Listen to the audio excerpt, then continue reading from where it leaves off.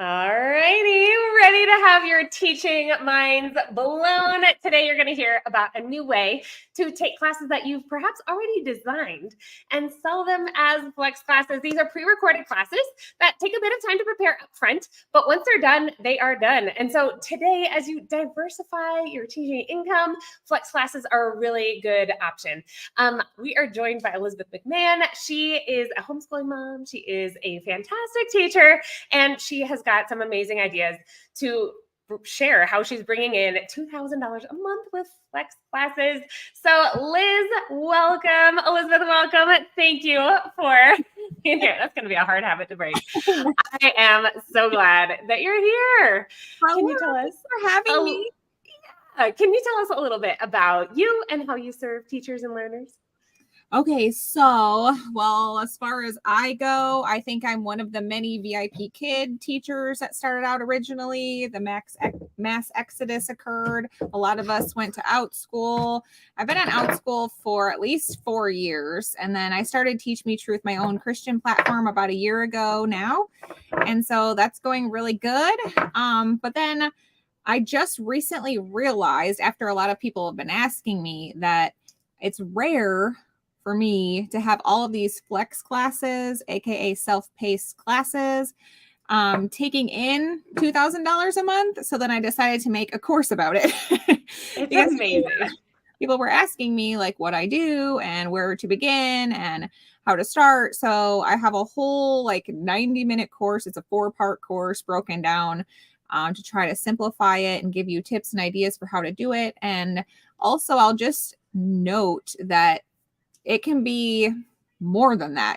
Sometimes I can make $3,000 or $4,000 a month, but on average, $2,000 a month is my very stable, reliable income on these classes that some of them I made years and years ago. So that is what's up. That is so cool. Well, thank you. And thank you for your patience. Those of you who are waiting, I had a little restart was in order. So I love that. That is so cool. And you're right. A lot of teachers are interested in this topic.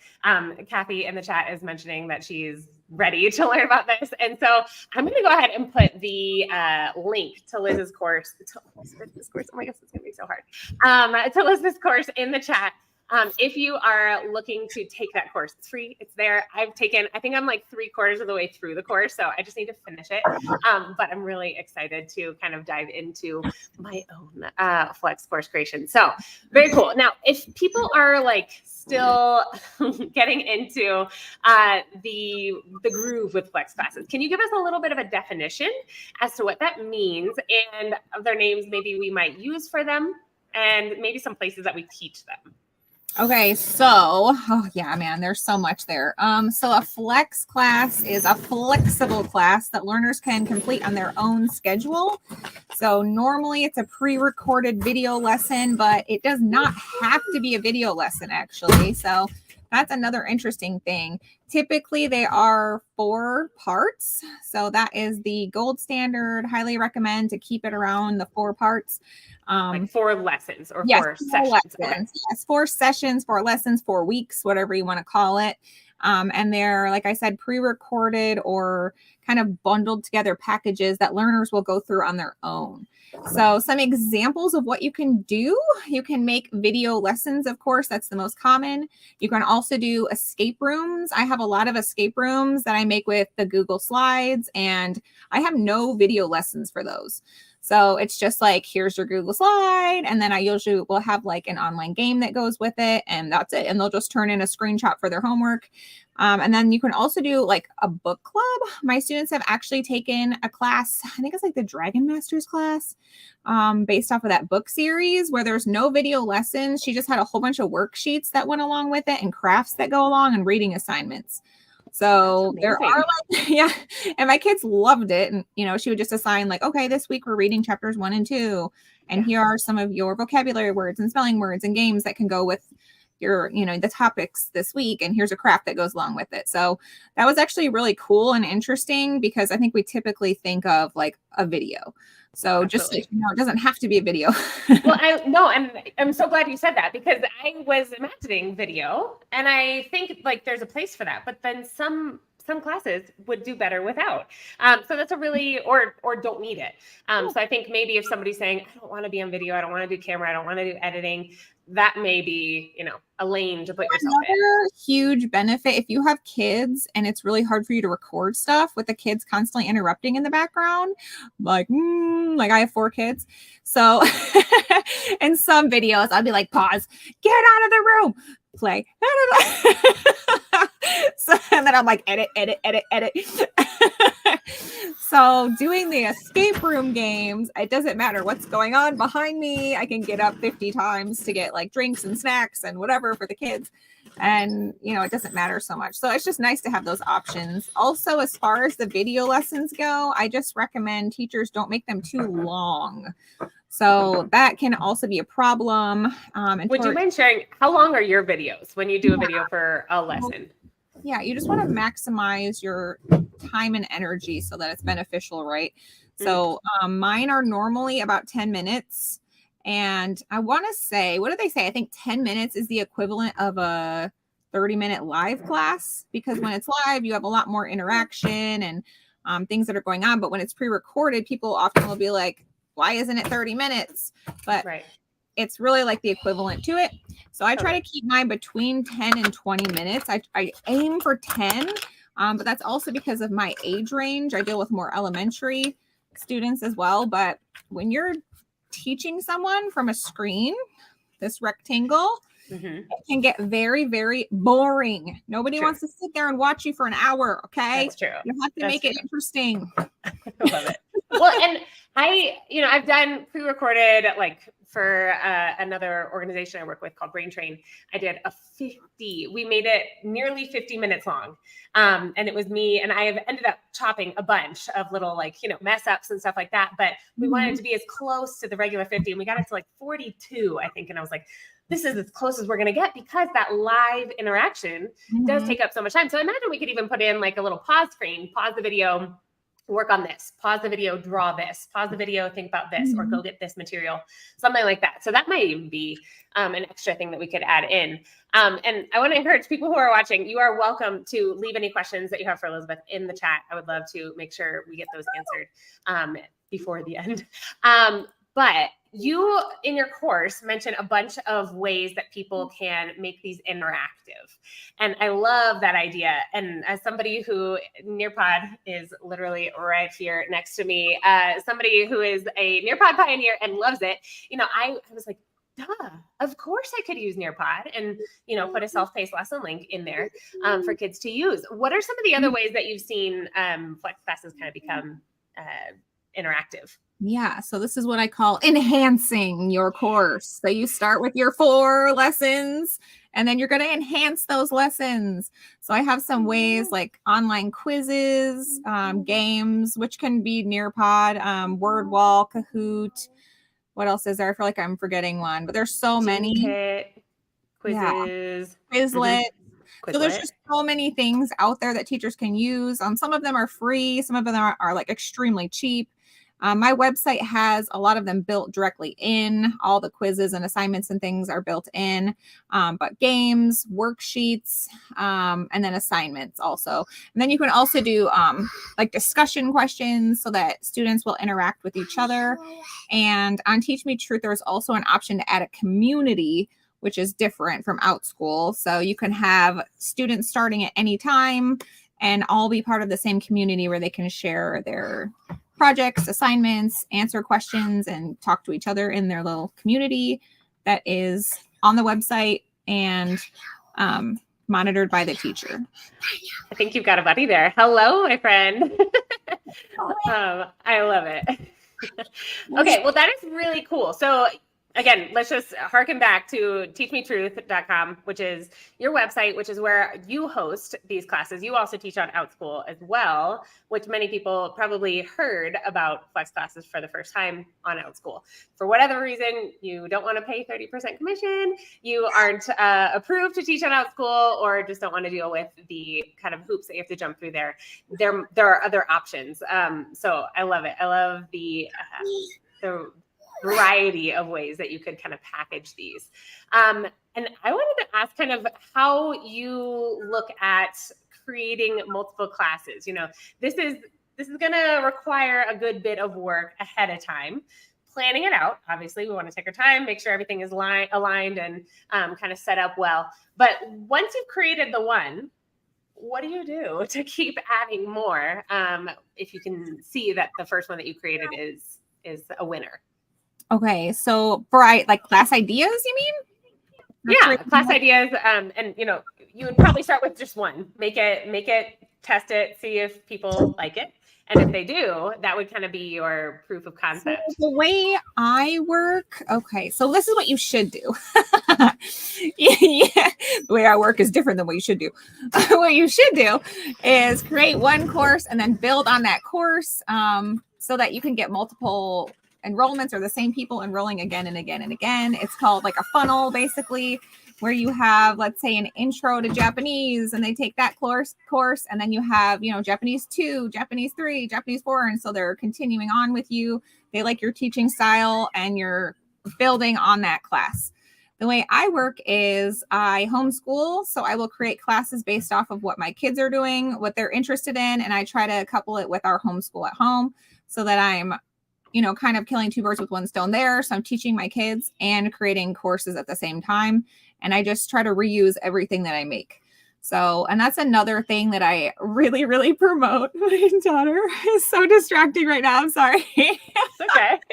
This is real. And my kids are usually behind me. Oh my gosh, we got a little pig nose going on. Amazing. Can I just say that this speaks to how you mom and how you homeschool too? Because I saw a video that you posted the other day of like your daughter on like a hoverboard, maybe pulling a wagon full of maybe stuffed animals around the house, but like powered by the hoverboard. It was well, first they were doing like a hospital and it was an ambulance, and then she turned it into a roller coaster. Fantastic. But if that is any indicator of how Elizabeth creates her flex classes, I mean, exactly. You're making it really fun, and you're kind of tricking kids into learning, which is my goal, my number one opinion, the best way. Backing up, I will say I'm a huge proponent of selling on multiple platforms. Mm-hmm. So if you're on Outschool, great. Take that same course and sell it on multiple platforms. Yeah. So when you make a flex class, you can sell it on Teach Me Truth, Udemy, and Outschool. Those are like the three main ones that I'm on and that I use. So if you make it once, why not sell it everywhere? What's really cool about Teach Me Truth is obviously you can change it a little bit and add Christian components into it. So that's nice. Very cool. Yeah. So if you're able to and would like to kind of include that comment that may be censored elsewhere, it is an important thing to include. Well, very cool. Okay. So how, for example, with Outschool, there's a whole process to apply, right? Most people will be familiar with that. If you want more information on that, you can go to outschool.com. However, with Udemy, I don't teach on Udemy, and I have not yet applied to Teach Me Truth, which is coming in the near future. I'm just giving you a heads up. But what can you give us a little bit of a walkthrough as to how to do that? I know we didn't talk about this before. So at the end of my training course, and you don't have to go in order. If you want to skip to lesson 4 or whatever, there's a link right there to apply. So you can apply whenever you want. Yep. And she just popped it up right there. And then someone said, I'm sure you'll go into about how do you host your flex classes? So I think Kathy was referring to some of these sites. So getting into Teach Me Truth and Udemy, how did you go about, you started Teach Me Truth, but how can people hop on? So you just mentioned the course, which I did just pop the link in the chat. So you're welcome to hop in there. And you said it's in unit 4 or lesson 4 where people can apply. Yep. There should be a link at the very end, lesson 4, where you can just apply. You can also send me an email. I wonder if I can even share with you the Drive link. Let me see, because I have like this Google form thing that I need to apply to Teach Form. So I can probably just put it in the comments. Will they be able to see if I put it in the comments? Will people what? Be able to see it if I put it in the comments? I think so, in the comments. Yeah. And I'll make sure to pop it up on the screen too so that people can grab it. Private. I think I can only share in private, but okay. So anyway, that's the Google form there if they want to just apply. But I am super excited. Oh, look, Yep, there it is. Your training course, because it's my first course for teachers, I'm like, yay. But it's so Well, fun. And then what else was I going to say about the worksheets? I wanted to just mention the worksheets. So if you're new to all of this as well, don't be overwhelmed by making your own worksheets. And you can always add these over time. But Canva is super easy to use. I would highly recommend using Canva, and they have templates on there already that you can start with and then just change them enough so that you're not, plagiarizing or anything like that. And then on the very bottom of your worksheets, you can have a little promo link that refers them to your course. So these worksheets you can sell separately. You can sell them on Teachers Pay Teachers, Nuggets of Wisdom. You can add them to your online self-paced flex courses. And so you're just making money like all over the place from doing these things. And then on the bottom of your worksheet, you could say something like, would you like a video lesson to go along with this worksheet? Here's a link to my class. Or would you like to meet me in a live class? Here's a link to my class. So then you're, marketing yourself from all directions. I love it. Okay, so a lot of, if I know Kathy and Kathy, we've got two Kathys here today. They have both been around for a little while, and they've heard me talk about, kind of circling back with your video content, circling back with your Teachers Pay Teachers or Nuggets of Wisdom, or I sell on Koji as well. It's my own Koji, so that when people are working with me directly, they find my products and I get more of the profit because it's hosted on my own website. And so that's the same idea. I love that you're bringing this up. Hosting it on multiple sites. Yes. Don't just look for one spot to host your stuff. Try to spread it out if possible. And the other part is kind of linking it back, adding in, if you're adding in worksheets and you're selling them on TPT or other sites, then it's a really good way to kind of bring them in. And especially as so many families are choosing to homeschool, I think that is a market that lots of TPT and flex people are starting to recognize is something that they need to really look at.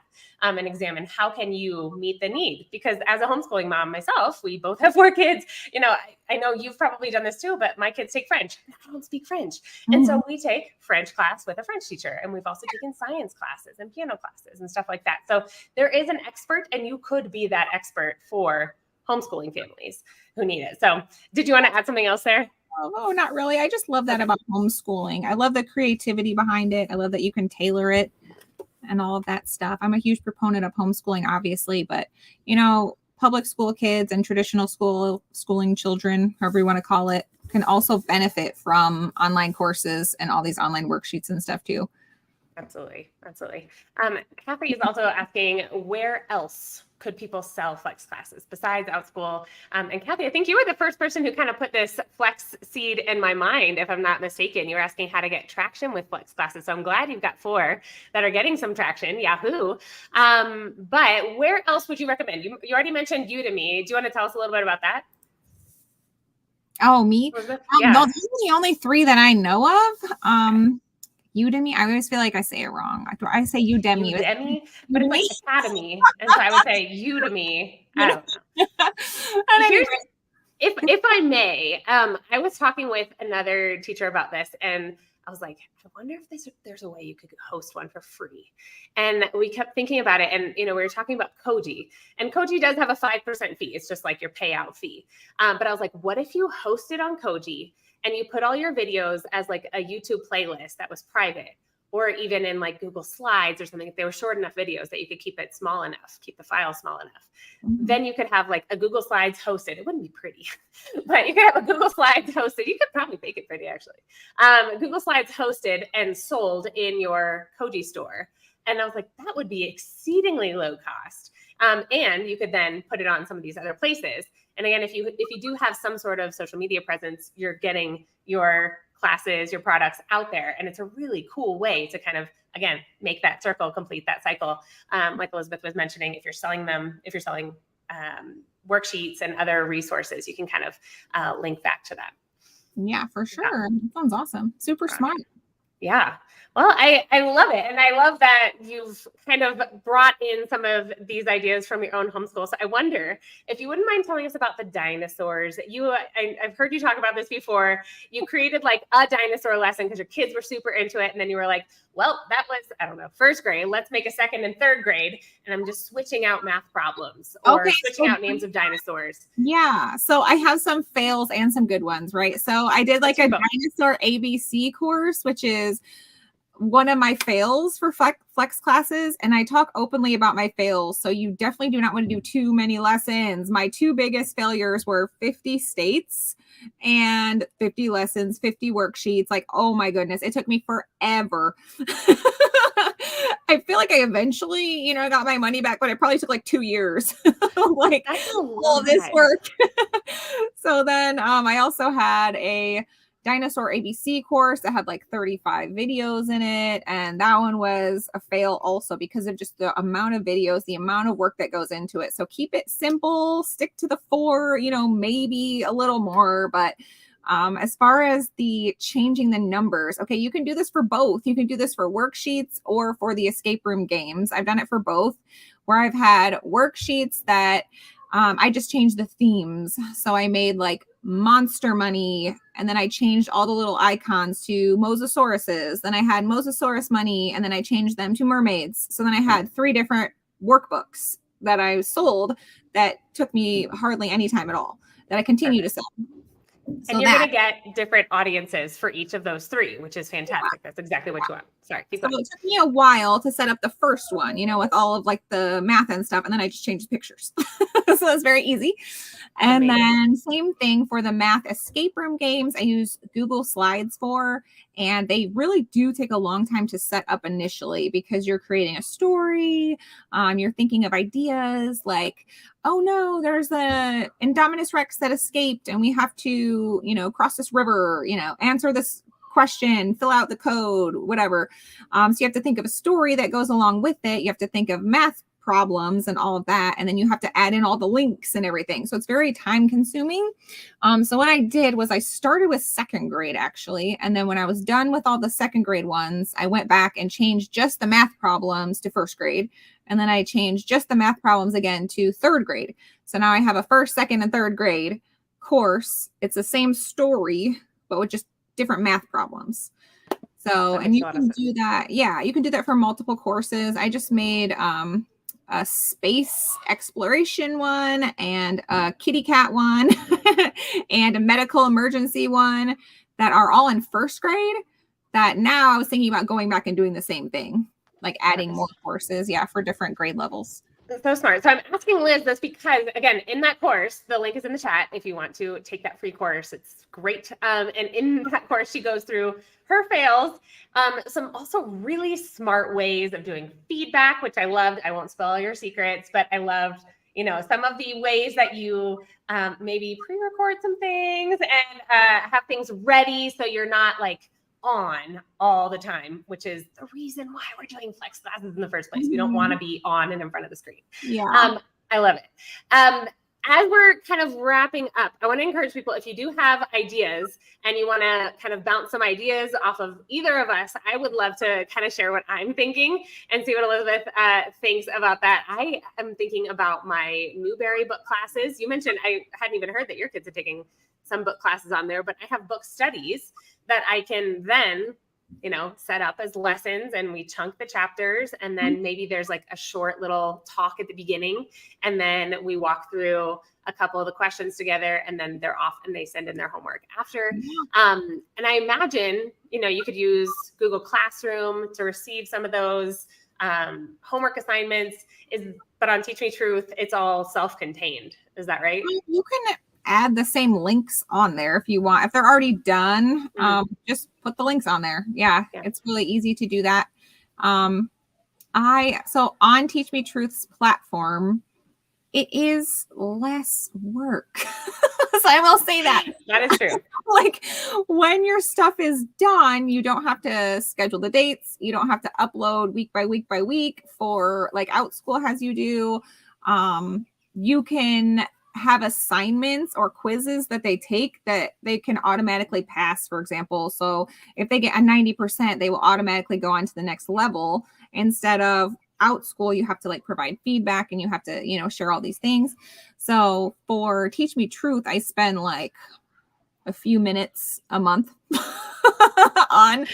That's great. And Outschool, I say that I spend like 4 hours a month. It's probably less than that. But that's just like to be on the safe side to give people a realistic expectation of what it is. But yeah, for Outschool, like 4 hours, probably 1 hour a week, just uploading all the content and scheduling all those things and adding new dates and like all that stuff. Yeah, that makes But a yeah, lot of sense. Well, I love how easy you've made it for Teach Me Truth. And again, encouraging people to put these things in multiple places. That's what I've encouraged people to do with their products as well. It's something I do. I think my products are in 4 places right now. And so it's smart. It's diversifying. It's making sure that your products are out, and same thing with your courses. Why wouldn't you do that? Okay. Well, Elizabeth, you are a wealth of information. Is there anything we've missed that you think we should add to this? let me see. Oh no, I think we talked about that. Yeah, I've said make one and then you can change it slightly for different grade levels and stuff. So I think we hit most of the things. But yeah, just let your ideas flow. You can make a class about anything. Anything. Yes, absolutely. All right. Well, as we wrap up, something that I always ask people is what they are excited about in the online education space at the minute. What are you excited about? What keeps you going? What gives you momentum in this space at the moment? What gives me momentum? I was waiting for people to respond in the chat. What gives me momentum? I love the creativity. I love the creativity behind it. I'm very, very motivated by Teach Me Truth, obviously, because it is a Christian platform, and I'm just so excited to see what God is doing with it, and the fact that it has grown significantly over the last 6 months and over the last year, to the point where it's now like profitable and we're getting new teachers and new students. And so it's just really exciting for me. And I really do want to honor God with the website. Do you see chickens behind me? Oh my word, you have chickens. I didn't know that. Oh, Fantastic. Yeah, what motivates me the most is just honoring God. And I love the creativity. I will just get a random idea and just start making a new class. And then I'll be like, I'm not going to make classes for a while. And I won't. And then the next month I'll make like 4 or something. So the flexibility and being able to do it with your homeschooling. Yeah, I just really enjoy it. And I love being weird. It's my favorite.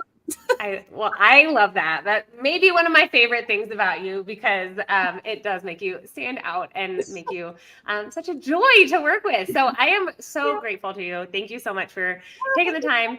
And for those of you who are thinking about creating a flex class, again, some of the platforms that we mentioned, Outschool, but Teach Me Truth and Udemy, and perhaps even going rogue and hosting it on your own. So I'm looking forward to it. Sorry. I said all of the above. All of the above. All of the above. Well, Elizabeth, thank you so much. If you haven't yet gone to teachmetruth.com, right there you will see the free course, and I've got it linked down below. Again, if you'd like to apply to host your flex course on teachmetruth.com, that link is also in the chat, and it'll be in the description. Elizabeth, thank you so much. And to your chickens and to your sweet, creative, crazy kids. I love it. Bye, Melissa. Bye. Thanks.